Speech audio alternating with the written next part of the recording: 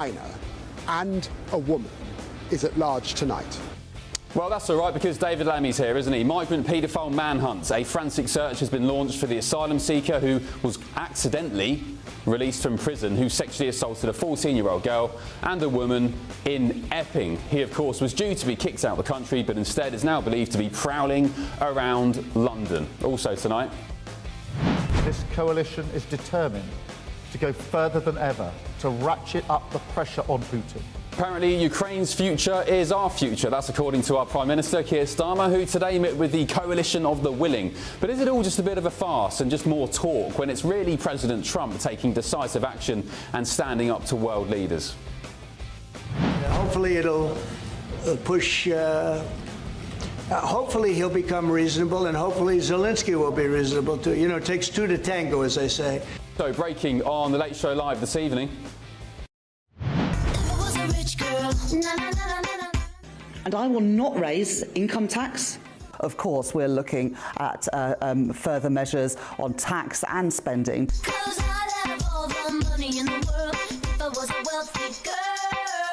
She's at it again. Tax Queen Rachel Reeves is facing fresh revolt from her own MPs over plans to fleece taxpayers once again in the upcoming budget.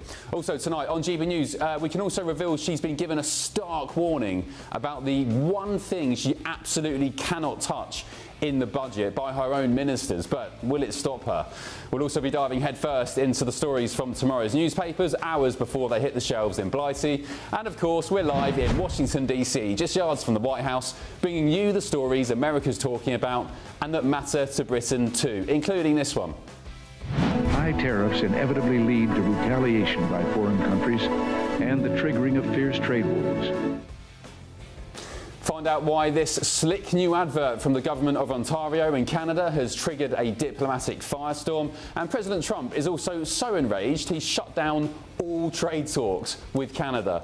Also tonight, Kamala Harris. Remember her? She was in London last night, but something was on her mind. So much so that she spent 45 minutes talking about it. Any guesses? You were always on my mind. The consequences of him ever being president again are brutally serious. You were always on my mind. Kamala, you're fired. Get out of here. Thank you for your company. I'm Ben Leo. This is The Late Show Live, and your night's just getting started.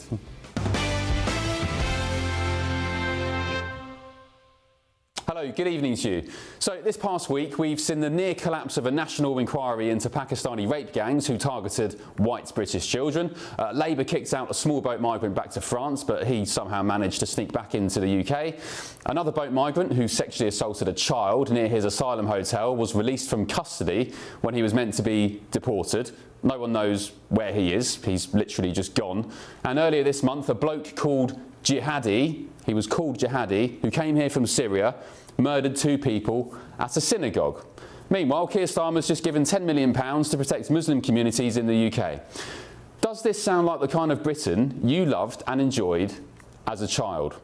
Because tonight, a manhunt is underway in Britain as police search for that convicted sex offender who's on the run. The illegal migrant, Hadashu Kebatu, who assaulted a 14-year-old girl, was, again, quote-unquote, accidentally released from a British prison when he should have been deported. Let's be absolutely clear. This isn't a clerical error. The state literally opens the gates and let him walk free instead of bunging him into the back of a van and deporting him. The government says it's appalled. David Lammy you just saw there on the airwaves. But what good is outrage after the fact? Tell that to the families in Essex, watching a manhunt unfold for someone who should have never been on the streets in the first place. Tell that to those in the courtroom who heard how he had 2 teenagers in front of him who he told he wanted to have a baby with. And tonight it gets worse too. In Walsall, another asylum seeker called Deng Chol, there he is on your screens, Deng Chol Majek, has been found guilty of murdering a 27-year-old hotel worker, Rhiannon Sky White. She was a mother. He stabbed her more than 20 times after following her from the asylum hotel where he lived, with a screwdriver, dare I say, in the head. So viciously, one of those strikes pierced her brain. These aren't isolated incidents. Take, for example, Yaqub Ahmed, the Somali rape gang rapist who dodged deportation for 5 years before finally being sent back to Somalia. There he is on your screen now. Or even Lerako Chidamo, who murdered head teacher Philip Lawrence, but couldn't be removed from Britain because of EU law. Case after case, each one presented as an exception. But together they paint a grim picture, don't they? A system that fails at the most basic of duty to keep the public safe. And America knows this story too. In New York, migrants released from custody later attacked police officers in Times Square. There's the footage on your TV now. In California, officials admitted dangerous offenders weren't handed over to immigration authorities and re-offended before ICE, the Immigration Enforcement Agency, could act. And what about one of the most notorious cases of all, the appalling murder of Laken Riley? There she is on your screen. A nursing student murdered by an illegal alien who had intended to rape her. He shouldn't have been in the country. So, different country in America, but same outcome, right? Violent offenders slip through the cracks, governments blaming rare errors, while families are left grieving. And tonight, Nigel Farage blasts it as an example of broken Britain, while Conservative leader Kemi Badenoch hit out at an entire system collapsing. This was the Deputy Prime Minister David Lammy just a few moments ago.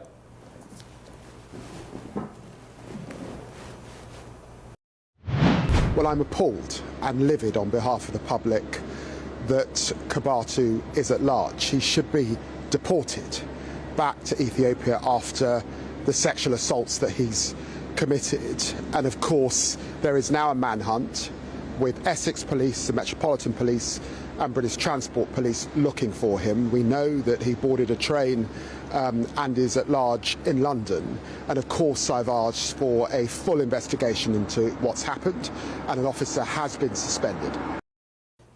Well, like I said, you can rest easy tonight, Britain. You can go to sleep with a bit of peace on your mind because David Lammy's on the case. Anyway, let's get the take of former Detective Chief Inspector Mike Neville, who joins me live now from the UK. Mike, thank you for your company. Sorry it's under these circumstances. This incident today is just a latest example in a litany of complete joke of a country we've descended into. Can I get your thoughts, please, on this manhunt tonight? Are we going to find him? Will the cops, will MI5 be involved? Just enlighten us, please, will you? Yeah, firstly, it is a complete fiasco, isn't it? And it just sums up what's wrong with this country. The first duty of the state, as you said, is to keep us safe, and it's utterly failing. Now, what they must be doing now, I imagine, we know that he got on that 12:41 train, and so that arrives into London at about 1:15, so they'll have some good CCTV. They'll know where he got off. Liverpool Street is in this, you've got BTP there, British Transport Police, and then he would have left into the City Police area. So there's all manner of good CCTV and facial recognition systems deployed in the city itself, and then they'll be working with the Met to check the CCTV. But this is a painstaking business because you're looking at not just the council CCTV or police CCTV. You're looking for shops and Ring doorbells, and these things take time. I've no doubts if they can use the security services, they will. But the main focus of this will be the CCTV to try and track him as to where he's gone. Yeah, Mike, I'm going to bring my panel in DC now into the conversation, if you don't mind. I'm joined by the Washington correspondent for the Daily Telegraph, Connor Stringer, and the political analyst, Eric Cam. Good evening, chaps. Thanks for your company. Connor, you first as the... are you a Brit? Are you Northern Irish or Irish? Northern Irish. Oh, OK, you are a Brit. Right. Mike Neville's here. Do you have anything to ask Mike on this manhunt? Mike, I'm quite interested to see, and with your knowledge, as to how difficult an operation this is. I mean, London is huge. This is not exactly the small square print of Epping to search for. That's a lot of CCTV. That's a lot of man hours. How difficult is an operation of this scale? It's absolutely massive because, as I've said, you'll need all sorts of specialist officers. I set up specialist teams in the Met which deal with CCTV, but it's the actual gathering of it. What they can only hope that's happened is he's come out of the railway station, they've got him on CCTV. If he's got on a bus or something like that, again, the buses have all got CCTV, but it's the extraction of the data and somebody going through it. You've got facial recognition systems. I had a specialist team called the super recognisers, the human super recognisers. They're the ones who found the Novichok men in Salisbury. It wasn't machines, it was humans. But that's thousands of hours of CCTV. And as you say, London is an enormous place. This is several haystacks and one needle to get into it. Eric, can I ask you, I suggested there in the introduction, the top of the show, that illegal migration particularly, when it's undocumented as it is, at the scale that it is, literally we're letting 50,000 come into England over the past, well, since Labour took power in July last year. 50,000 random, mostly strange men, we don't know who they are, where they're from. I argue this threatens to bring down not just Great Britain, but the West as well.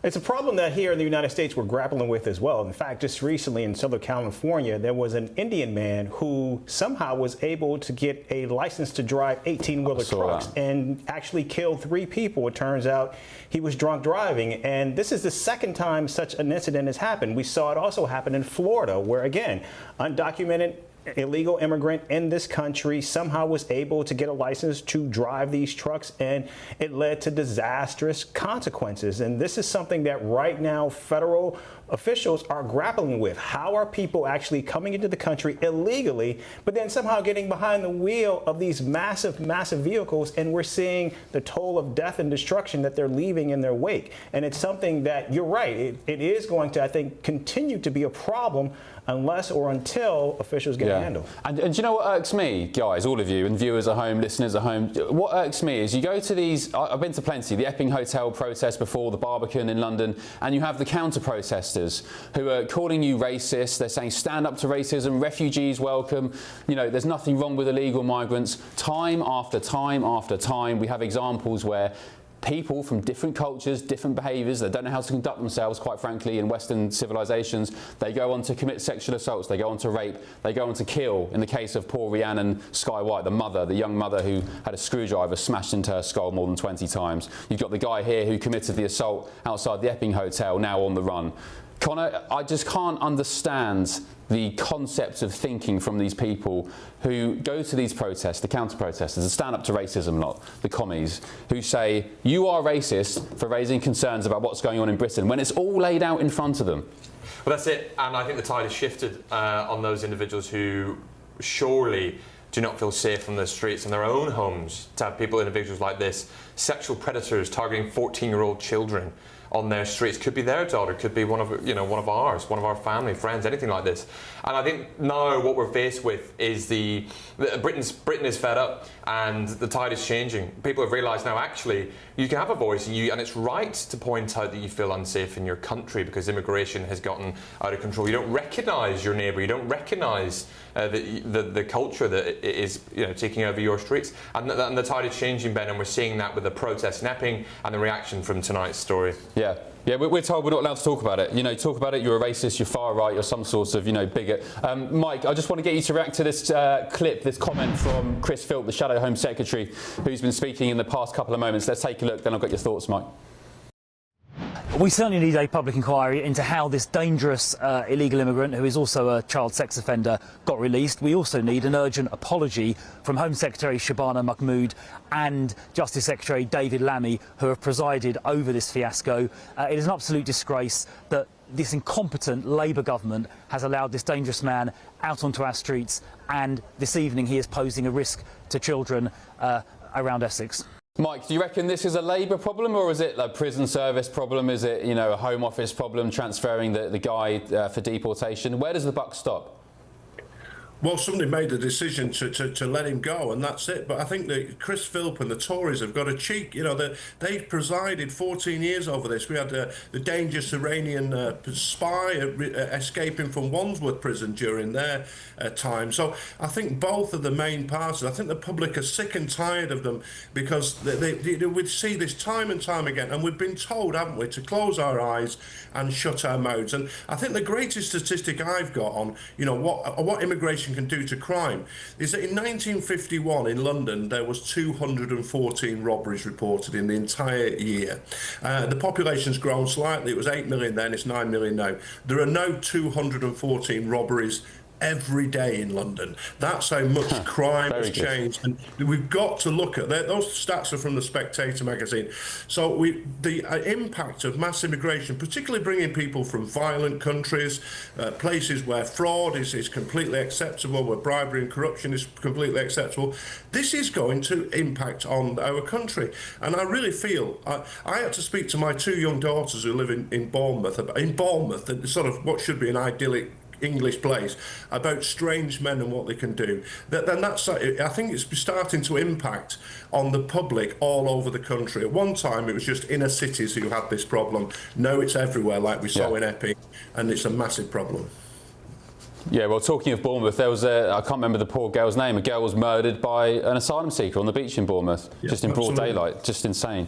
And I dread to think about the number of cases that go unreported by the media. There's no local newspapers really anymore. There's no local court reporters. How many go uncovered? I'm sure there are dozens and dozens. Mike, thanks very much for your company tonight. Maybe if you are still up, if you're having a coffee or two or a Red Bull, we'll come back to you if we happen to get news on that guy's whereabouts. gbnews.com/your say. Still ahead on the Late Show Live. Of course, we'll continue to bring you the latest on that manhunt in London. But first, a story you don't want to miss. This coalition is determined to go further than ever to ratchet up the pressure on Putin.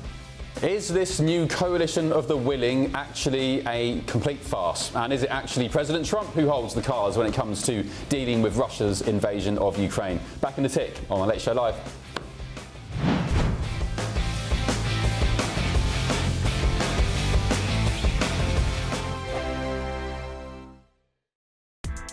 Join me, Nana Akweer, for an informative, interactive news programme with a difference. It's fun. No, he didn't say that, Dave. I'm so surprised. I think there's an element of truth to that. Join me from 3 p.m. every weekend, only on GB News, Britain's news channel. Hi, I'm Michelle Dewberry, and my show is your opportunity to cut through all the noise and dive in headfirst to some robust debates. Ideas clash. Situation, isn't it? Because the failure is you're deliberately avoiding my point. Nothing's held back. And if you think this is the end of it, wait for more. And we do not shy away from the difficult stuff. Sometimes I want to shake people and say, if only you understood. So join me on Jubes & Co. weeknights at 6 p.m. only on GB News, Britain's news channel. Britain was once the envy of the world. But look around. A nation that no longer knows what it is or where it's going. A country that's broken. How do we fix Britain? How do we bring it back? Friday night with Matt Goodwin at 8 p.m. only on GB News. Mornings don't have to be tiresome, especially if you have the right company. Wake up to news as it happens, opinion and debate, and of course, a little bit of entertainment too. Because when the kettle's on, we're on. That's Breakfast on GB News, a show worth waking up for. Every morning from 6 a.m. Only on the People's Channel, Britain's news channel. We'll spread the news, you spread the word. From the school run to the home run, watch a new show for all of Britain. He can say whatever he wants. A straight-talking show where all voices are heard. And, you know, when are we going to stop talking about smashing the gangs and actually do it? With the stories that matter from every part of our country. There's a bit of a crash landing there for your Chancellor. Bold, fearless and standing up for you. That's me, Martin Daubney, 3 p.m. till 6 p.m. weekdays, here only on GB News. The People's Channel, Britain's news channel. In the GB Newsroom, we bring you the news as it happens. With our team of dedicated journalists across the UK, we're ready to keep you up to date with what's happening every half an hour, every single day. Bulletins here on GB News. The People's Channel, Britain's news channel. Westminster's full of talk, but out here, it's the real world. Am I allowed to talk now? No, that's it. This is where it matters, real people and real lives. That's what politics is all about. In fact, has Trump made a good start? No. Straight answers, no spin, and just a couple of pints. How many fingers have I got up? About 10. So join me for Lee Anderson's Real World every Friday at 7 p.m. only on GB News. The People's Channel, Britain's news channel.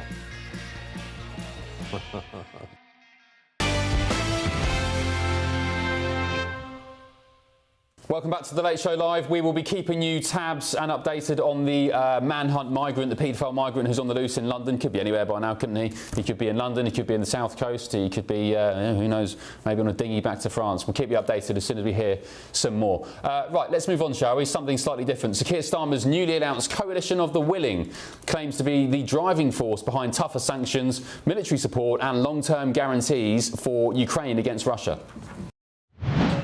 This coalition is determined to go further than ever to ratchet up the pressure on Putin, from the battlefield to his war economy, because that is the only way to change his mind and push him back to the table. He's just said on gbnews.com/your say, is this not so much coalition of the willing, but maybe coalition of the Wallies? Because isn't it the truth that the man who actually holds the cards isn't in that photo op? Is it really Donald Trump?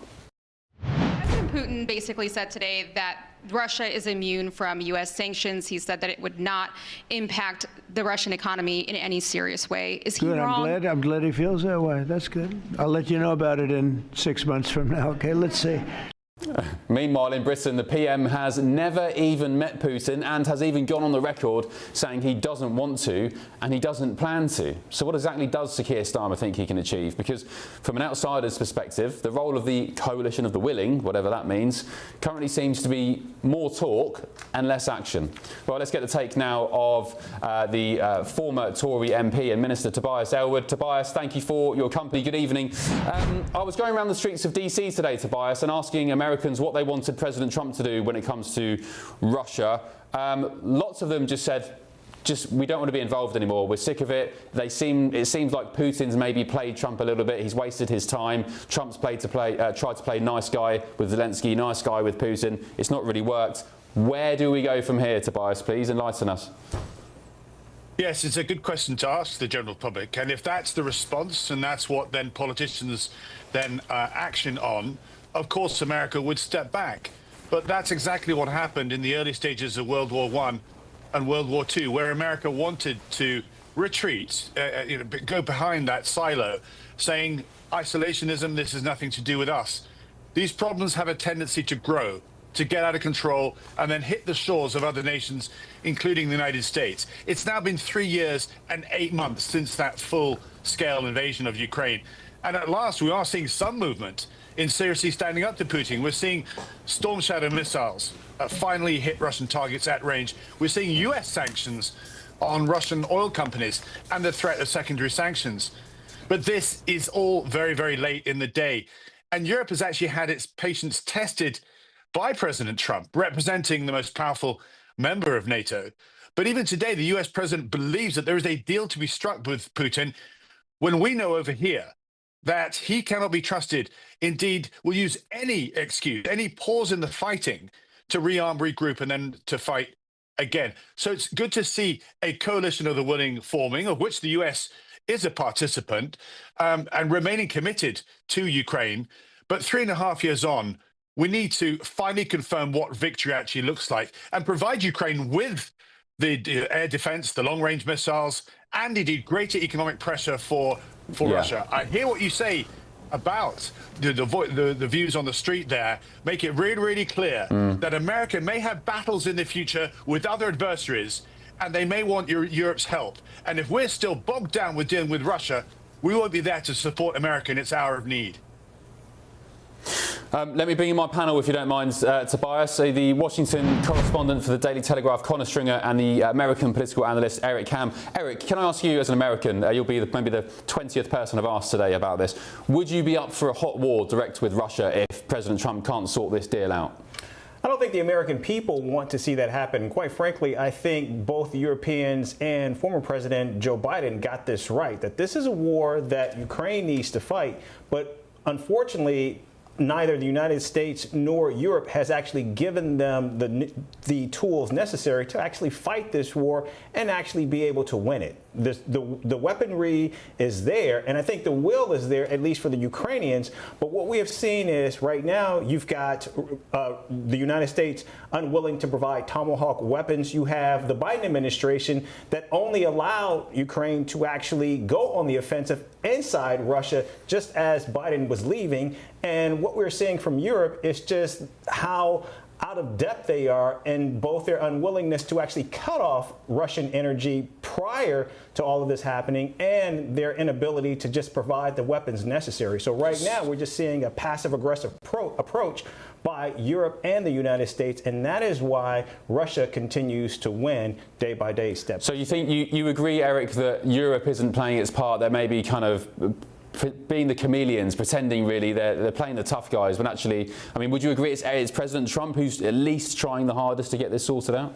I think he's trying the hardest, but he's not trying by doing what needs to be done. Putin's a strong man. Putin only understands strength. And to actually get him to listen, you actually have to engage militarily, and right now, no one is prepared to do that. The United States or you. Just to clarify, would you have the US directly engaging militarily? No. No. Okay. Connor Stringer, have you got a question for Tobias Elwood? Yeah, Tobias, lovely to hear from you. I'm quite fascinated as to whether you think that the US should hand over these Tomahawk missiles. A point of debate, obviously, that was hoped would bring Putin back to the table. A quick phone call with Trump, 2 hours long, and suddenly Tomahawks are off, and there's a meeting in Hungary, which is subsequently scrapped. Would you, if you had the ability to send them over, send them over? Well, there's a lot in what you say there. Firstly, operationally, you give the necessary weapon systems to Ukraine so they can complete the job, and we've not done that. From the very start, we've had public debates from anti-tank missiles, F-16s, long-range missiles. There's been too much of a public debate. That is not the Cold War statecraft that got us through to defeat the Soviet Union, to having these great big discussions. If a storm shadow is used and suddenly turns up in the depths of Russia, so be it. We shouldn't have to publicize that. And we've been spooked by Putin's rhetoric. What does so be it mean? Well, what it means is that we are then committed to a Ukrainian victory. And if they require... let me finish. If they require assets, which includes air defense, long-range missiles, you give them what they require, what operationally they're calling for. What we don't do is have a public debate about Tomahawks, about Taurus missiles, about Storm Shadows. The generals, the admirals and so forth, the strategic leaders know what they require on the battlefield. Politicians don't. That's not their bailiwick. So what we should be deciding and confirming, what does victory look like? And for me, it's pushing Russia out of Ukraine. If you don't do that, you settle for a deal, whether it's signed in Hungary or elsewhere, all that we're going to see is Russia pause, rearm and regroup. And this is the fundamental issue that Donald Trump doesn't understand. He wants to sign a deal, and that's commendable. What he needs to appreciate is that there is a synergy developing here between Russia and China choosing to realign, to reorient the global order. And if we don't put the fire out in Ukraine, it will spread. So look what's happening now. Today, we're at war with Russia. Yeah. They're at war with us. Serious cyber attacks, coercion, disinformation campaigns, interference with elections, a shadow fleet of ships in the English Channel, mapping undersea cables and sniffing them. That is what's happening. That's a grey zone war already happening. All right, I just want to I appreciate your time. You've been very generous at this late hour. I just want to get your reaction to one last thing. This is my vox pops of the people of DC, the Americans, when I asked them about this. I'd love to get your reaction. Let's take a look. I'm not happy. I think we need to be supporting Ukraine a little bit more, a little bit better. It's showing the world that almost like America's almost in support of what Russia's doing. I'm going to stay kind of out of it and be isolationist, and then you have to at least give them a chance to protect themselves. I think President Trump does everything wrong. He's friends with Putin, and then all of a sudden, I don't know what's going on. So it's confusing, but Putin shouldn't be there, nor should Trump be there, is the way I look at it. So lay off of it. Stay away from it. Take care of America first. Have you heard of the Coalition of the Willing? Have you heard of that? No. Okay, yeah. It's some European thing. I support the Europeans at this point. More than your own country? At this point, more than my own president, let's put it that way. At this point, it seems to be that they're doing a better job. What sensible people would do is stop all the violence and bring some peace and stop spending ridiculous amounts of money. Yeah, we always say that. That's what they always say. We want to stop the killing, but there's still more killing going on. Ladies, what should Trump do about Putin in Russia? Good luck with that one. Well, my feelings towards what's going on is that he's taking on too much. I think he needs to focus on the people and not on himself. Trump. Yeah. You know there's a war on? No. I figure the less I'm aware of, the less it'll make me angry. Putin was here now. What would you say to Putin? He has a great collection of boats. The answer was my favourite. Do you know there's a war on? No. I mean, ignorance is bliss, I guess, but doesn't change the reality of things, Tobias. There's a bit of a split there. Some saying we shouldn't get involved, others saying we need to give Ukraine the facilities to finish the job properly. Yeah, I mean, it's interesting. I was born in America. I'm half American. It's natural. It's in their DNA to be isolationist. I mean, George Washington, when they gained independence, they were invited to tuck into the French Revolution, and he said, no, thank you. That's not what America does. So it's understandable that they don't want to get involved and be the world's policeman. But ultimately, if you are the leader of the West, then you have to get drawn in to put fires out occasionally and be part of that. What you can't do is appease the bully, and that, I'm afraid, is the reading that we're seeing. And it was interesting saying that. There's a responsibility, I should stress, on politicians and arguably the media too, to explain exactly what the bigger picture is, so people can make a more educated response or having a position which is then useful to then move forward. And it was actually interesting, the responses that you got right there. Yeah. OK, Tobias, really appreciate your company. Former chair of the Defence Select Committee. Thank you very much, and we'll catch up soon. And thank you both to Eric and Connor. Right, coming up next on The Late Show Live. And I will not raise income tax.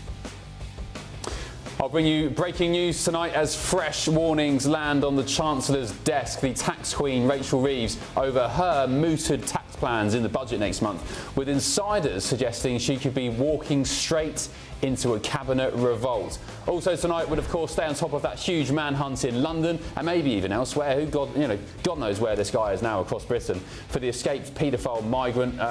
He wasn't really escaped, was he? He was just released. Apparently he was given money to leave, and look, there he is on the screen. His belongings in a bag, in his prison trackie. He's just waltzing through an Essex high street. Absolute joke. This is The Late Show Live, only on GB News.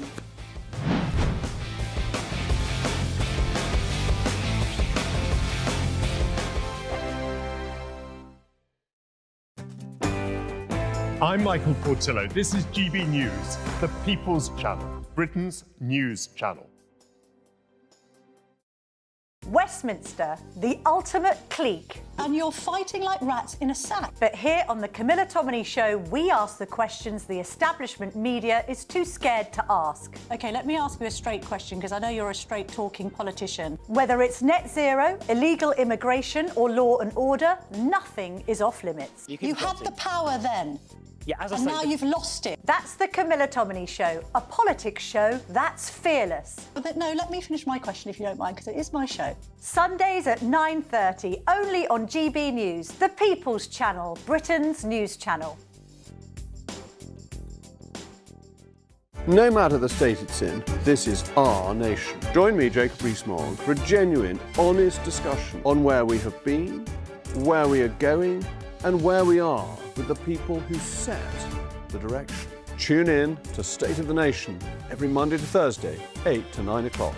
Only on GB News. Britain deserves a newsroom that puts the facts and your voice first. Well, and that's what you get on GB News. Lively debates, lively conversation. And we're not afraid to hold power to account.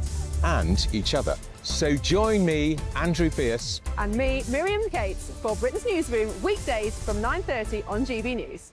At GB News, we love to hear from you, our loyal community. So drop us a line at gbnews.com/yoursay. There you can talk to each other and also to the presenters live on air. gbnews.com/yoursay, because GB News is your channel, Britain's news channel. Westminster's full of talk, but out here, it's the real world. Am I allowed to talk now? No, that's it. This is where it matters, real people and real lives. That's what politics is all about. In fact, has Trump made a good start? No. Straight answers, no spin, and just a couple of pints. How many fingers have I got up? About 10. So join me for Lee Anderson's Real World every Friday at 7 p.m. only on GB News. The People's Channel, Britain's news channel. From the school run to the home run, watch a new show for all of Britain. So he can say whatever he wants. A straight talking show where all voices are heard. And, you know, when are we going to stop talking about smashing the gangs and actually do it? With the stories that matter from every part of our country. There's a bit of a crash landing there for your Chancellor. Bold, fearless and standing up for you. That's me, Martin Daubney, 3 p.m. till 6 p.m, weekdays, here only on GB News. The People's Channel, Britain's news channel. I'm Stephen Dixon, and thanks for joining us on GB News, Britain's news channel.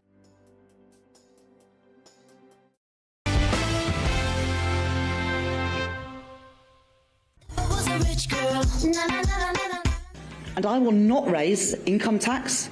Of course, we're looking at further measures on tax and spending.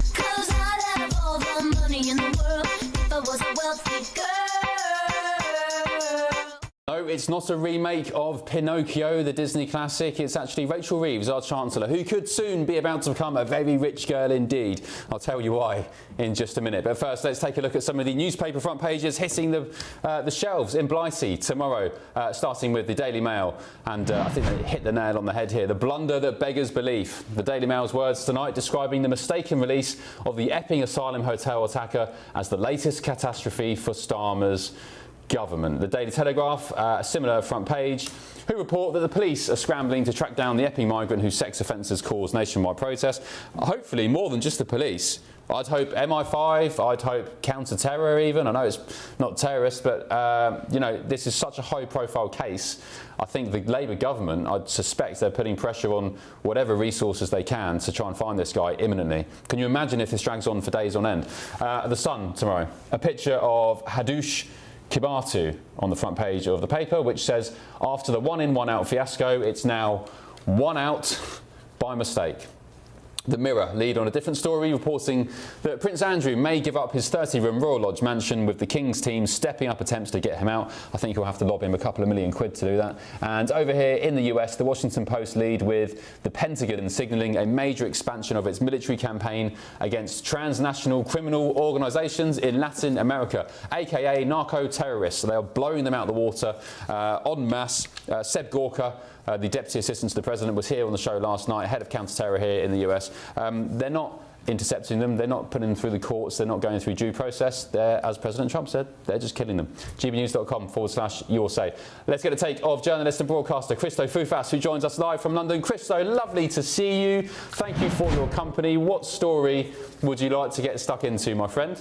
Well, I think really we've got to talk about what's happening with the story you are leading on, this absolutely catastrophic mistake, which is releasing. He hasn't escaped. He was released, and it was the migrant, of course, that sparked all of these Epping protests. So it's almost on paper you couldn't have picked a prisoner to have released accidentally that could have been worse, because of course you'll remember those migrant sort of protests outside the Bell Hotel in Epping, where he was being looked after. He then was accused of, and then ultimately convicted of, sexually assaulting a 14-year-old girl, as well as another woman who had attempted to intervene when he was assaulting this 14-year-old.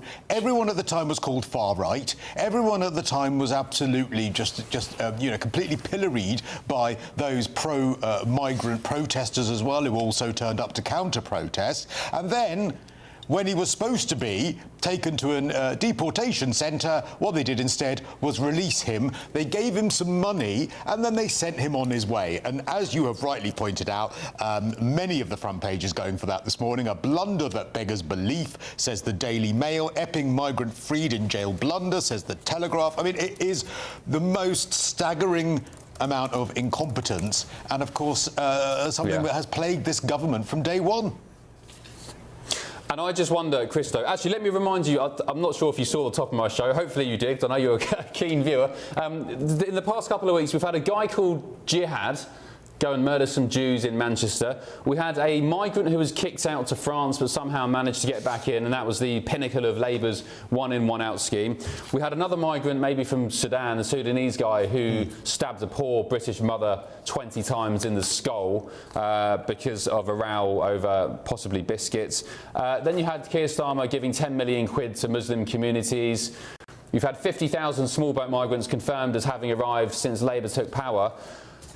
I am dismayed, Christo. I just don't know what to say anymore. We are a laughing stock on the world stage. If you join the dots as well, and actually another element of this as well, which maybe we'll touch on again, is the fact that now the Met Police have announced that they are looking once again at 9,000 cases of potential grooming gangs here in London. Yes. And of course, previously, London Mayor, and we know how much of a Donald Trump is a fan of him, has denied he even knew what a grooming gang was when he was asked about it. All of this, if you join the dots, is a thread of women and girls not being kept safe by the government. And that is the #1 role of a government, is to keep its existing residents safe. And so I am not surprised we are a complete laughingstock. I'm also not surprised that women and girls who are protesting about this, or anyone who's protesting about this, feels like they are not being listened to.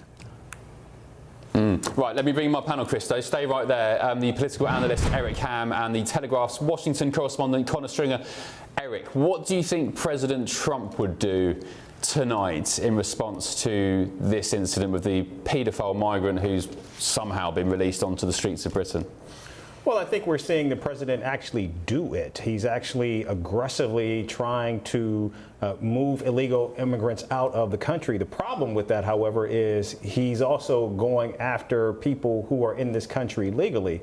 And here in the United States, I think we have to make this clear. While this is certainly a horrific crime, and we've seen equally horrific crimes such as this here in the United States, statistically, what we see year after year after year is, at least in the United States, more American-born citizens commit far more crimes than people who are here either legally or illegally. And so clearly what we're seeing here is while this is horrific, at least in the United States, most of those who are here in this country who were not born here are actual citizens who do not commit as many crimes. But isn't that because there's just more Americans here per capita? Christo, go on. Sorry, I just have to jump into that because I get so sick of this argument, and I'm sorry to say that, but, you know, even if it's 1% of people who come to a country, when you come to a country, you actually have a higher threshold of behaviour, I'm afraid, than people who live there already, because you are privileged to be able to go to a new country and be welcomed into that country, firstly. Secondly, just from a logistical point of view, even if you have people who are born in that country committing a crime, that's a terrible problem to start with. But then you don't bring in more people who then commit that crime and then say, well, you know, because the people who were born here already commit that crime, it's not such a big deal. You don't add to an existing problem by bringing more of it from outside. And Connor, isn't it the case in the UK there was a study using MOJ data, FOI data, showing that Afghans and Somalis are 20 times more likely to commit sexual offences than native Brits? That's right. I think it's something actually the Telegraph even splashed on at the time, and that's the issue here. Is what we're finding, is that these individuals are coming in to the country either legally or by other means and committing horrendous crimes that they are then essentially not being deported for. And this is the thing we're seeing across the country. I mean, Eric mentions obviously what's going on here in the United States, but there are countless examples of rapists, child molesters, murderers who have been allowed into the country, commit this heinous acts, and have been allowed to stay. And I mean, this one in, one out policy absolutely beggars belief. I don't know how that is going to fix the removal of the amount of illegal immigrants that we have in Britain. That's the kind of policy that needs to be reworked, and hopefully Starmer will take a leaf out of Donald Trump's book to do that. Yeah, and also, just by the way, on one last point on this, we've got our own rapists and pedos and nonces and murderers. We've got our own homegrown cohorts of wrong-uns. It doesn't mean we should be importing others to add to our woes as well. It's the last thing we want to do. And even if there's one amongst a 50,000 cohort, that's one too many. That poor woman, Rhiannon Sky White, is that her name? Apologies if I've got that wrong, but she was stabbed 20 times in the skull by some demented, weird bloke from God knows where. A mother, a young 20-something mother, stabbed in the brain. The guy from Epping, with a screwdriver, assaulting a 14-year-old. I've had enough of it. I'm sick of it. Sorry, Krista. So 28 times. Yeah. She was stabbed in the head with a screwdriver 28 times after working in that centre, and the staff in that centre raising concerns about it. But we've got this ridiculous political correctness, and actually the people it does most harm to, not only but of course the people who get physically harmed by these people, but also there are law-abiding migrants who also would be as disgusted by this. And what we do is we do them a disservice by presuming we've got to keep it covered up and say nothing and not be politically incorrect. It's an absolute travesty. Yeah, I'm sick of it. Sorry, viewers. Sorry, listeners. Not a lot to smile about tonight, but I'm in despair at the state of the country. And do you know what? We will get back on track. We will get our mojo back. I think we've got a bit more pain to come, but we will get there. I can promise you that. Christo, we'll catch up in the next hour or so. Stick with us on The Late Show Live. We'll bring you the latest on the search for that paedophile migrant who's on the loose in Britain. Very good. Also, though, on the show tonight. And I will not raise income tax. Well, there she is, the tax queen, Rachel Reeves. I'll bring you some breaking news on why the Chancellor is about to get lambasted by her own ministers with some mooted plans in the budget next month. Back in a tick on The Late Show Live.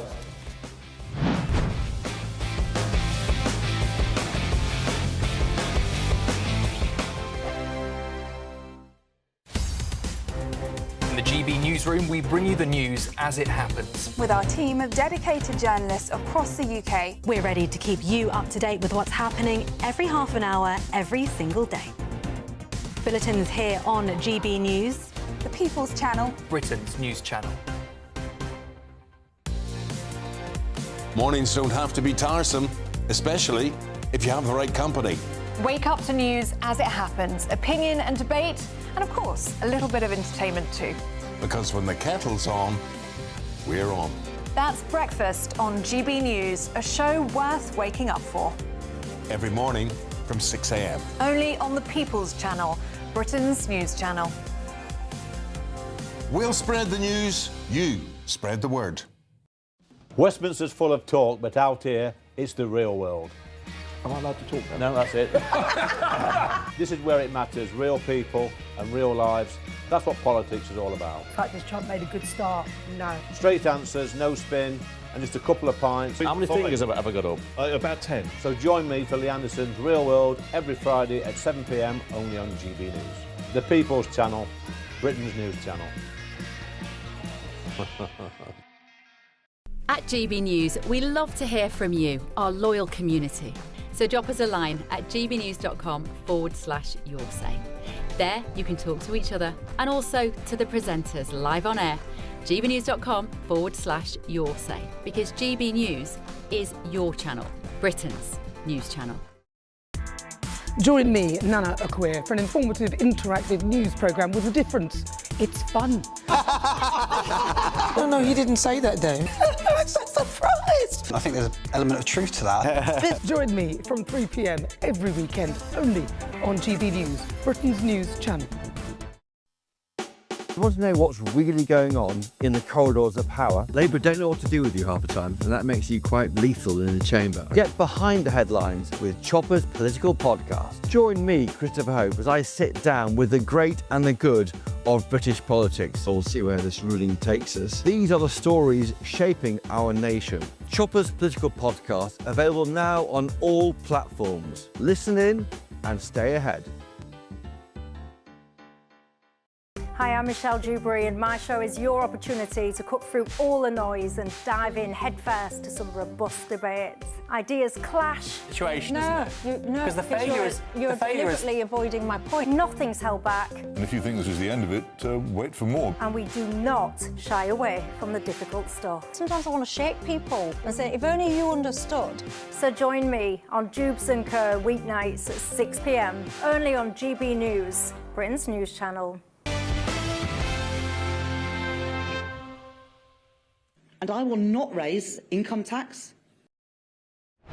News can reveal that the Chancellor, Rachel Reeves, has been urged not to cut the cash ISA limit. It follows reports the Treasury will roughly halve the £20,000 current allowance in an attempt to encourage savers to invest in stocks and shares. It follows reports that the Treasury is also considering raising income tax, the first increase on workers in 50 years, of course, despite Labour's manifesto pledge not to raise taxes on working people. Well, I think that went out the window quite a while ago. Cabinet ministers are also fearing a political backlash as Labour support absolutely bombs in the polls. Let's get the take of the Director of Public Affairs at the Adam Smith Institute, Maxwell Marlowe. Maxwell, if they increase income tax, I fear it's the beginning, if it hasn't happened already actually, the beginning of the end for Labour.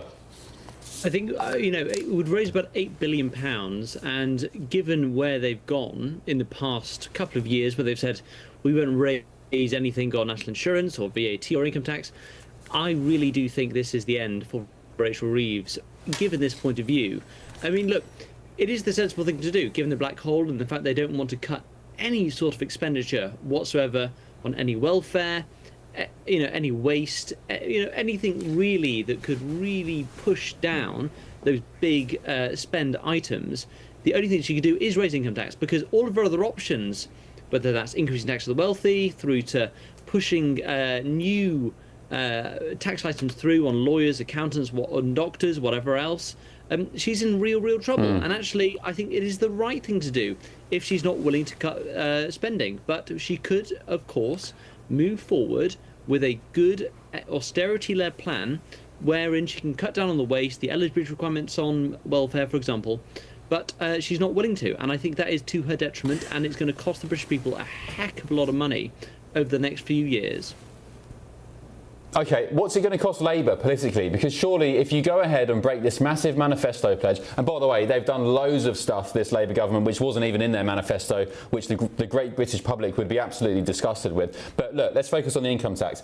If they go ahead and do this and break their massive key manifesto pledge, fine, it's going to cost Brits a lot of money they probably don't have. What's it going to cost Labour politically? Is it not a death wish? I mean, it really is, fundamentally, because they've given up on their fundamental manifesto commitment.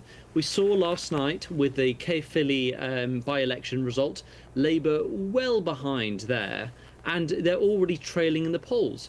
Where can we expect to see them pick up if they're choosing to raise tax on working people? Which, again, to use Keir Starmer's own definition of working people, that is people who go to work, don't have much in the savings tin, don't have much in equity or in property.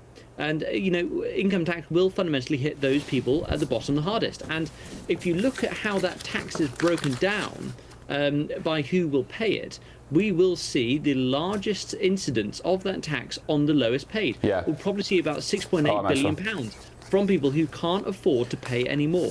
It will hit them ginormously in the polls and politically, and I expect a lot of pushback from Labour MPs. OK, Maxwell, thank you very much. Appreciate your company at this late hour. You were the Director of Public Affairs at the Adam Smith Institute. What a time to be alive, eh? Taxes going through the roof, getting fleeced left, right and centre by the mafia government. You've got paedophile migrants on the loose. You've got people being stabbed to death by migrants in the skull, poor single mothers. You've got migrants being kicked out and let back in. You've got farmers being whacked, pensioners being whacked. House prices going up, cost of living, I could go on for hours and hours and hours. More coming up in the next hour, including all the newspaper front pages and, of course, the update on the migrant who's on the loose in London. Back in just a tick.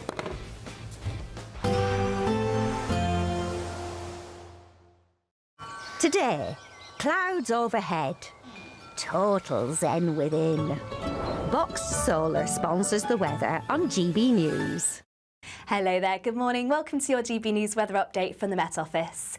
The weekend will start off with some sunshine, also some showers, feeling cold too, before we're likely to see some spells of rain through into Sunday. For many, though, the beginning of the weekend will start off dry, bright, some showers, particularly any areas that are exposed to that brisk northerly wind. That's going to make things feel chilly into this afternoon, and some showers may turn wintry across the Scottish Highlands.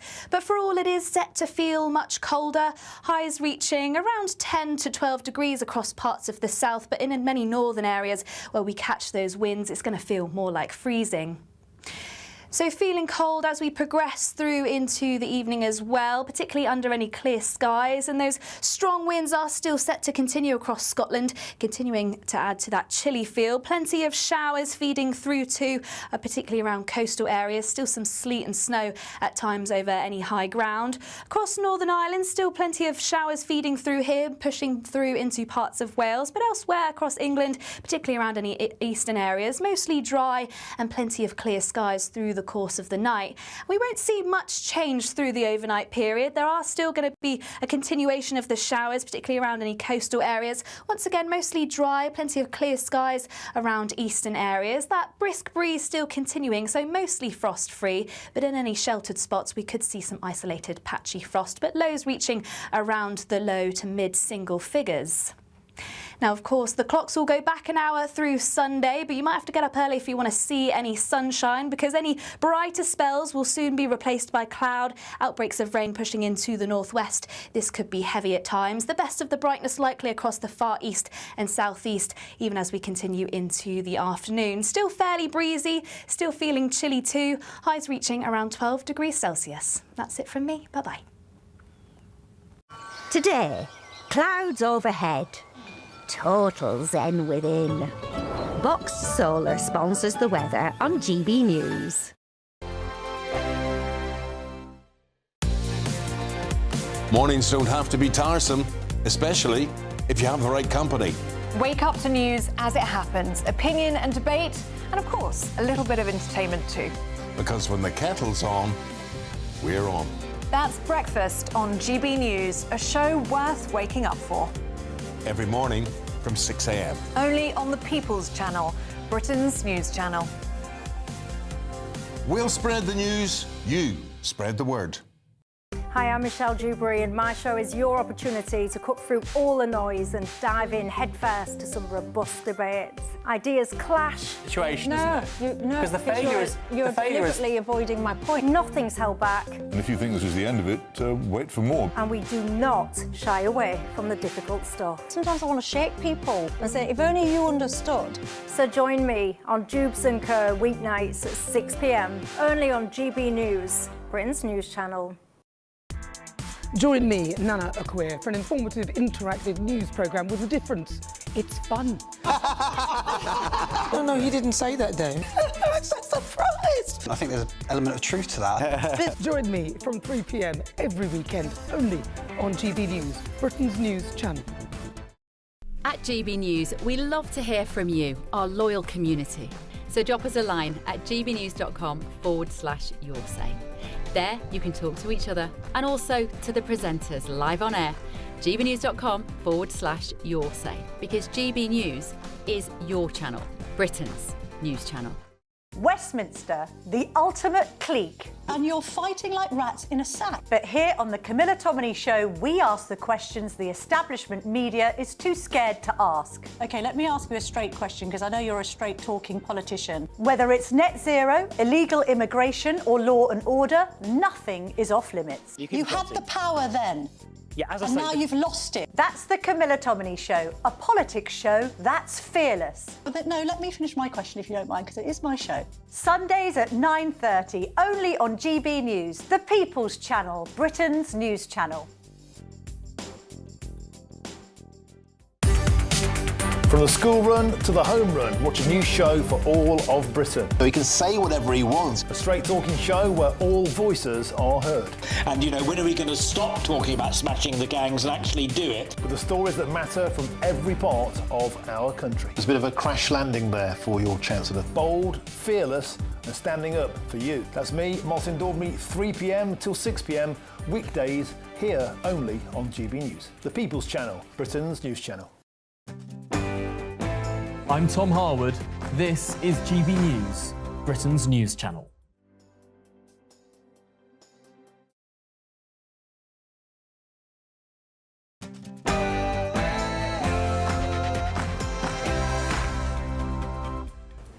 Tonight on The Late Show Live, the latest updates from the massive manhunt in London and indeed all across Britain for the paedophile migrant who was accidentally released into the community. On The Late Show Live.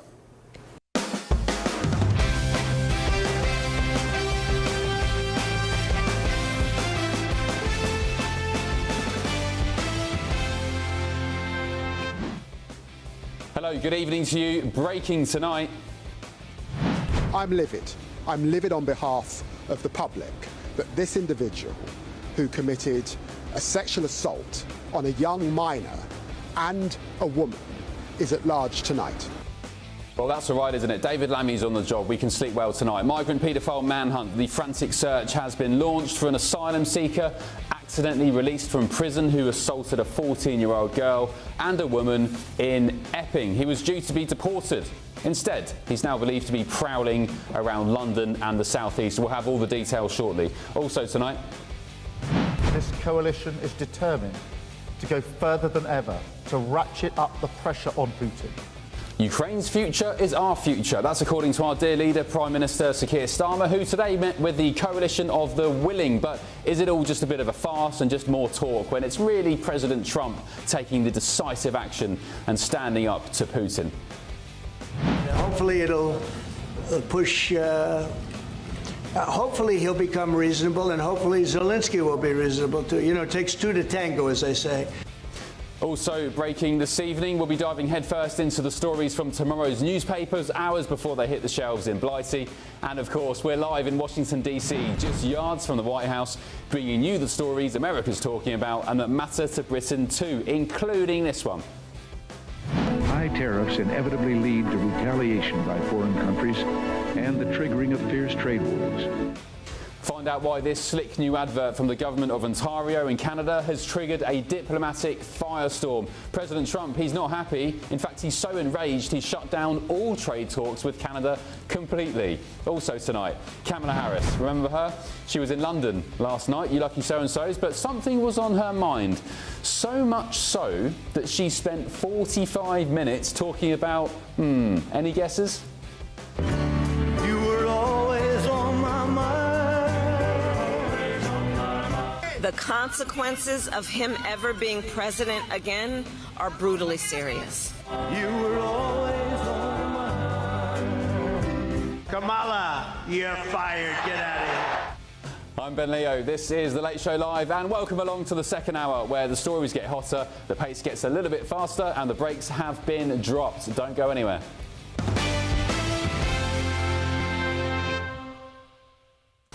Right, let's get stuck in, shall we? Breaking tonight, a convicted sex offender, illegal migrant, hotel guest is on the run tonight after being wrongly released from prison. His name is Hadush Kebatu. He's an Ethiopian national who came to Britain on a small boat. He sexually assaulted a 14-year-old girl in Essex. He was jailed. He was supposed to be deported. Instead, obviously, in Britain 2025, the prison service let him walk free. Police say he boarded a London-bound train. Tonight, there's a manhunt, a massive search all across the capital. But don't worry, the Justice Secretary, David Lammy, says he's appalled and livid. Well, I'm appalled and livid on behalf of the public that Kebatu is at large. He should be deported back to Ethiopia after the sexual assaults that he's committed. And of course, there is now a manhunt with Essex Police, the Metropolitan Police and British Transport Police looking for him. We know that he boarded a train and is at large in London. And of course, I've asked for a full investigation into what's happened, and an officer has been suspended. All right, very good. Well, this was preventable. This was incompetence. A dangerous man was in custody. He should have been on a deportation flight. Instead, he's now on a train, or was on a train, and no one knows where the hell he is. Well, let's get the take of journalist and broadcaster Christo Foufas, who joins us live from our London studio. Christo, have you been out looking for this wrong-un? Well, I have to say I haven't, and not yet. Not that I wouldn't, actually, because it sounds like someone should be, because I've just checked. You'd think with a story like this, essentially an escaped sex offender on the loose, well, a released sex offender, I should say, the Met Police would be all over it, Ben. You'd think so, but I've just checked the Met Police Twitter feed, and we've not had anything from them in the last 7 hours. Absolutely nothing. Now, you would think, bearing in mind they've got 1.3 million followers, they would be using that opportunity to remind people of this person's photograph and the means in which they could contact them if they see them, bearing in mind that it was reported that about 20 to 1 what would now be be yesterday afternoon over here, he boarded a train heading for central London. But as of yet, absolutely nothing from the Met Police. But as you pointed out, don't worry, we've heard from Justice Secretary David Lammy. He's furious. So there you go. Do you know what? If I was the Justice Secretary tonight, if I was the Prime Minister, if I was anybody with a bit of nous in this Labour cabinet, I would be on the streets of London. Yes, maybe performative, maybe a bit theatrical, but I'd be on the streets of London tonight looking for this bloke, because for me it is the personification. It is the it's indicative of this Labour government. Yes, it was the prison service. Yes, you could blame the Home Office, whoever. Some prison guy has been sacked, some prison officer. Fine. But I say again, as I said in the last hour, if this was a FTSE 100 company, if this was a high-end business, as the country should be run, you want, you know, high IQ people running things these days. Obviously, we don't have that. We have very low-grade politicians. But if we had anything about us, Christo, we would be out on the streets tonight looking for this person. Yeah, absolutely. And the thing is, it's about perception, isn't it? And it's about reassurance. And, you know, whenever we hear about, say, that there has been any kind of hate crimes that have been taking place, you know, or hurty words online, they are all over it. This is the time when helicopters should be overhead. This is the time where we should see police officers on the street. Why? Because if you are, especially a young woman who is trying to go about her business in central London by going out for a night out on their way home from work, they want to see a visible police presence. They want to be reassured that they are onto this, that the government is taking this seriously. I haven't seen any of that so far. And again, I think that's demonstrative by the fact that the Met Police haven't even tweeted about it. And it just goes to the wider issue of Britain being broken and being led by a government. I don't think I've in the history of a government with a majority, and whether you love or loathe whatever government you end up with, a government having a majority usually means, well, you're getting some decisive government and you're going to have at least a period where things happen and go well. This government, I said this on Patrick's show and I'll say it to you, I'm calling it the Pudas touch, because it's opposite of Midas touch. Everything they touch turns to the proverbial, and that is what has happened here. And we are not being reassured. We are not getting, as taxpayers and as citizens of the UK, what we expect. Yeah, no, well said, Christo. And just as a reminder to people watching and listening to this tonight, this guy is on the streets of Britain. He's prowling the streets of London. In the trial, the jury heard that he encountered the girl he'd assaulted the day before, tried to kiss her before sexually assaulting her, and he also assaulted a woman who'd offered to try and help him create a CV to find work in the UK. He told young women that he wanted to have babies with them as well. So this is the calibre of gentleman, if you want to call him that. He's not a gentleman, he's a monster, currently roaming the streets of Britain. I'm going to bring my panel in now, Christo. Connor Stringer from the Daily Telegraph, the Washington correspondent, and the political analyst Eric Ham. Connor, your thoughts on... Christo makes a great point. Nothing from the Met, no warnings or advice to the public about what to do if they happen to bump into this guy. Nothing. It's almost as if they don't care. It's bizarre, isn't it? And you know what? This bloke probably doesn't even realise, you know, the scale of manhunt that they're even looking for him. I mean, you saw him there just casually walking down the street in his grey prison tracksuit. Looked like he was asking for directions. You know, just casually wandering round the street. Absolutely beggars belief. I mean, surely there should be some directive from the top, from the Home Secretary or from the Prime Minister, stressing the urgency of which they should catch this man. I mean, also at the end of the day, you know, it's in their interest. This is an absolute political disaster. We saw the riots, we saw the disgust from the locals and the issues it caused for them, and the headaches that transpired around asylum hotels. I think we should check Shabana Mahmood's social medias. I'm not even sure if she checked anything out. Have we heard from her at all? No. Well, here's a bit of breaking news for you. There was a clip, Christo, released. I'm not sure if you've seen it on X tonight, on Twitter. There was a clip of Shabana Mahmood released from the beaches of a Greek island, maybe, I'd say, this is a guess, 10 years ago, welcoming refugees / migrants / fake asylum seekers onto the shores of Greece. and it was in response to this video to a tweet she posted today saying that she wants to get tough on asylum seekers. Have you seen that video of Shabana Mahmood? I caught it in my feed, and what it shows, because the thing with Shabana Mahmood is she's actually talked quite a good game since she became Home Secretary, and when you've listened to what she's said, you've thought, well, actually, okay, maybe there is someone in this role that is taking it a bit more seriously. The problem is her actions up until this point, and this video being also demonstrative of this. Also, she protested, some people trying to be deported before as well. They don't align with the tough words we're getting from her. It's almost as if these people are just complete opportunists and will say whatever is necessary at the time to either get them in power or to get themselves popular. Oh, talking of which, I thought while I was here, I'll check the Mayor of London's Twitter feed as well, because, of course, you know, London Mayor, we've got this convicted sex offender who has been released on the loose in London. What's Sadiq Khan had to say? Oh, we've got a pinned tweet saying in London, hate will never win. And we've also got a tweet 7 hours old talking about architecture practices. So finger on the pulse as always there, Sadiq. Sadiq would probably say the guy doesn't exist, knowing his recent track record. Eric Ham, can I ask you, please, as an American, and you see us three Brits here ranting away, getting a bit irked about the state of our country, what's your perception of Great Britain right now and the things going on? Well, talking about this individual and how this happened, you know, it takes me back in May of this year, there were 10 prisoners in New Orleans who actually escaped from a jail. And the 10th individual who escaped was not actually rearrested until this month.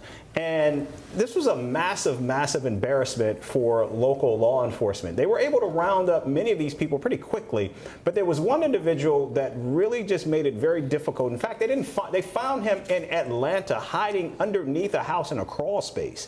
But again, he was out on the streets for like 5-6 months before he was apprehended. And I think these are incidents that do happen.